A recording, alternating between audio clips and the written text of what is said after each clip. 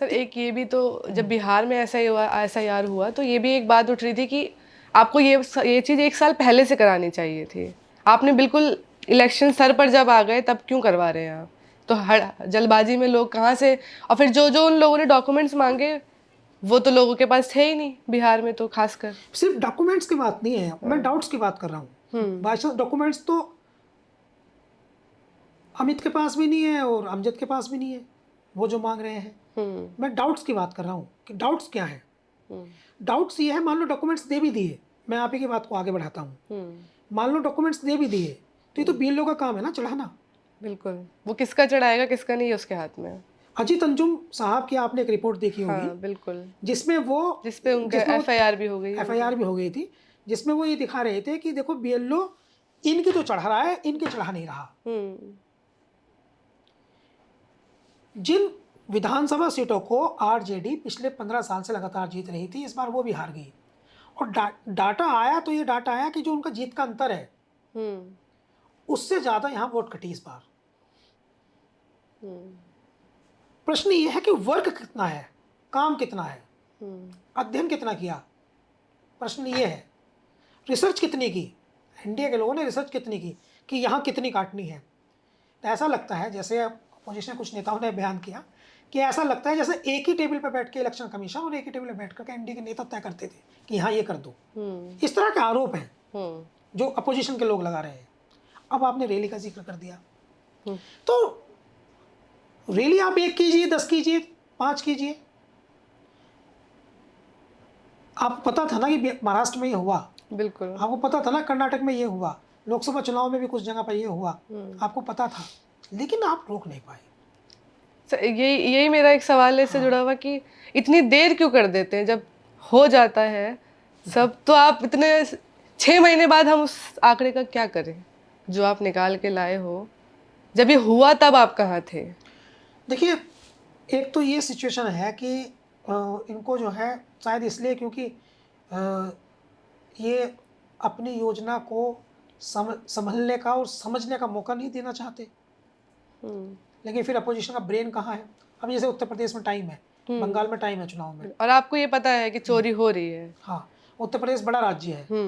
लेकिन उत्तर प्रदेश में क्या है कि उत्तर प्रदेश में हमने देखे हैं, मैं अगर सही बताऊं तो मैंने अपनी लाइफ में जो चीफ मिनिस्टर्स देखे हैं जिनकी वर्किंग देखी है, मैंने कल्याण सिंह की वर्किंग देखी, मुलायम सिंह की वर्किंग देखी, राजनाथ सिंह की वर्किंग देखी, मायावती जो है उनकी वर्किंग देखी, और मैंने अखिलेश यादव, योगी आदित्यनाथ सबकी वर्किंग देखी।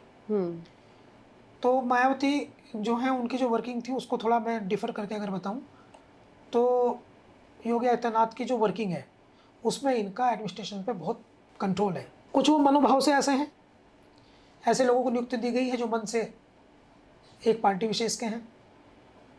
शपथ उन्होंने जरूर संविधान की खाई है, वर्दी के करते हुए निष्ठा की शपथ जरूर उन्होंने ली है, लेकिन काम जो है वो एक राजनीतिक पार्टी का करते हैं, कुछ ऐसे भी हैं। तो उस दृष्टिकोण से भी अगर आप देखें जो आपने सवाल किया है वो ये है कि बिहार की तुलना में उत्तर प्रदेश को लेकर के शायद एक राजनीतिक पार्टी कॉन्फिडेंट है कि 1 साल पहले करा लो या 1.5 साल पहले करा लो, यहाँ तो कागज़ में तो वही लिखा जाएगा जो हम चाहेंगे। और वो विश्वास होने का एक वजह भी है,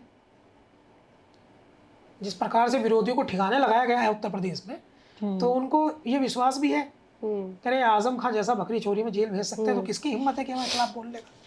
बिहार में थोड़ा यही स्थिति नहीं थी, वहाँ अचानक से इसलिए किया गया कि उन्हें समझने में और संभलने में अवसर टाइम लगे। यहाँ कॉन्फिडेंट है कि किसी की हिम्मत नहीं है कि वो शासन प्रशासन के खिलाफ 4 शब्द कह दे।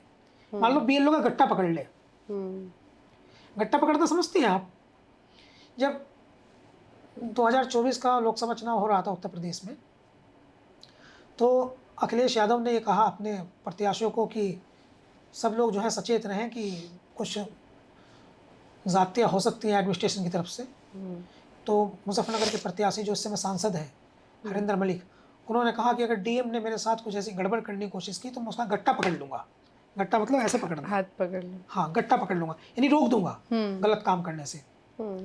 तो गट्टा पकड़ने का साहस किसमें है? प्रॉब्लम यह है कि एक बीएलओ गलत नाम चढ़ाएगा तो गट्टा पकड़ने का साहस किसमें है? इसलिए उत्तर प्रदेश में जो है वो कॉन्फिडेंट है कि यहाँ तो बाबा की सरकार है, किसी की हिम्मत नहीं होगी कुछ बीच में बोलने की। ये एक इशू है जो आप कह रहे हैं जल्दी वाला, पहले क्यों करते हैं, तो यहाँ इसलिए टाइम दिया है। और वो संभलने और समझने का मौका ना मिले, डॉक्यूमेंट जुटाने में भी समय लगता है। बिल्कुल। और उस वक्त हुआ ये जब बिहार में तो बाढ़ आ रही थी। हाँ, उस समय बाढ़ भी आ रही थी। और एक इस पे फोटो लगता है आजकल, SIR का नया फॉर्म देखा आपने? नहीं देखा? हाँ, मैंने देखा, वो घर आया है हमारे। तो उसमें जो है ये प्रॉब्लम है कि फ़ोटो लगेंगे उसमें। 3 दिन से मैं पर्सनली बता रहा हूँ, जितने लोग हैं सबको आपस में कॉल आ रही है। खासकर जिन लड़कियों की शादी हो गई वो अपने घर फ़ोन कर रही हैं, मम्मी पापा का और अपना 2003 से पहले का पहचान पत्र भेज दो व्हाट्सएप पे। हज़ारों कॉल हैं ये। बता दूं आपको, पापा का ये पूरा चल रहा है इस समय, 2003 से पहले का पापा का और मम्मी का पहचान पत्र भेज दो। क्योंकि 2003 में जिन्होंने वोट नहीं किया है उनको प्रमाण के तौर पे अपने माता पिता के होने का सबूत देना पड़ रहा है कि ये मेरे माता पिता हैं। तो इसलिए वो अपना डाटा मांग रही है। अब तो DNA का टेस्ट और ना मांग ले बस।